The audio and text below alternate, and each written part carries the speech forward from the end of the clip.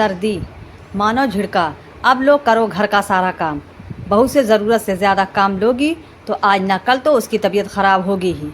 और बुलाओ बेटी को, सर्दी में सर्दी के मज़े लेकर वो तो चली आई, अब भुगतो।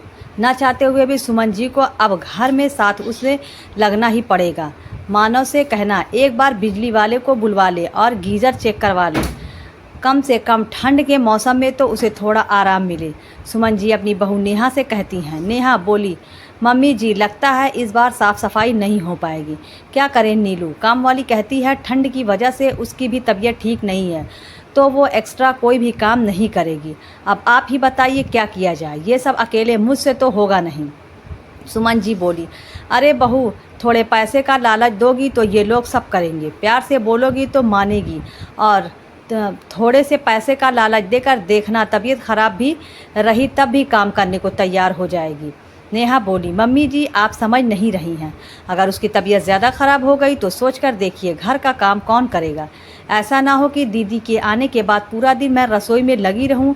आप तो जानती हैं ठंड के मौसम में मेरी तबीयत और भी ख़राब होने लगती है। सुमन जी बोली, बहू ठंड आती नहीं है कि तुम्हारी सर्दी खांसी पहले ही दस्तक दे देती है। अपने मायके में भी तुम इतना ही बीमार रहती थी या ससुराल में आकर ये सब शौक जगे हैं। बेचारी मेरी बेटी कैसे ससुराल संभालती है और मायके में भी आके आराम नहीं पाए। बहू हर लड़की मायके में काम कम ही करती है, पर ससुराल में अगर सास या नंद आने वाली हो तो ठंड ज़्यादा ही लगने लगती है। और ये कोई नई बात तो नहीं है, जब रेखा आने वाली होती है तुम ये परेशानी लेकर बैठ जाती हो। नेहा बोली, मम्मी जी काश कि आप मुझे बहू ना समझकर अपनी बेटी रेखा ही समझ लेती, तब आपको पता चलता सर्दी की ठंड बेटी के साथ बहू को भी लगती है। खैर कोई बात नहीं, जिस रोज़ आपको एहसास हो जाएगा वो दिन मेरे लिए सबसे बड़ा खुशी का दिन होगा।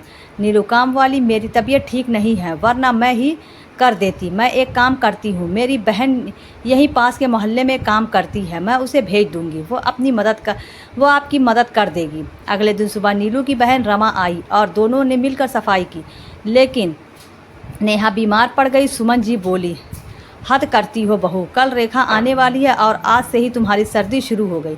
बताओ भला अब 4 दिन क्या अपनी सास नंद से काम करवाओगी।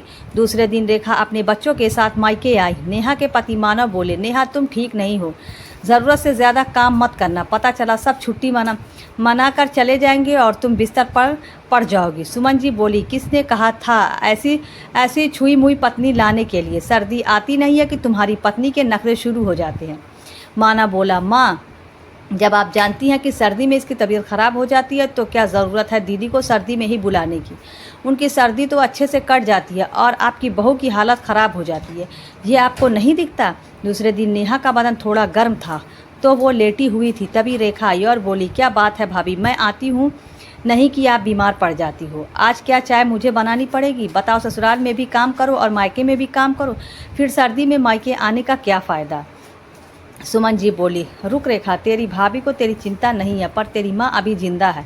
चल मैं चाय बनाती हूँ, बहू आराम करो, तुम्हारे लिए भी चाय मैं ही बना दूँगी। अब ठंड के इस उम्र में ये सब भी करना पड़ेगा, ये कभी सोचा नहीं था। इतना कहते हुए सुमन जी जाने लगी।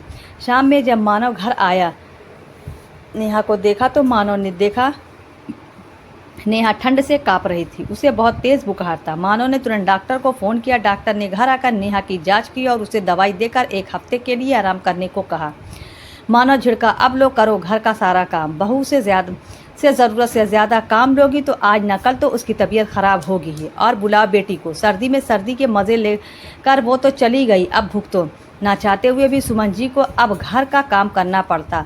फिर रेखा से फ़ोन पर बात करने लगी। अब देखो बहू बीमार पड़ गई, घर के सारे काम मुझे करने पड़ते हैं, तो अब तुम सर्दी में ना आकर गर्मी में आया करो।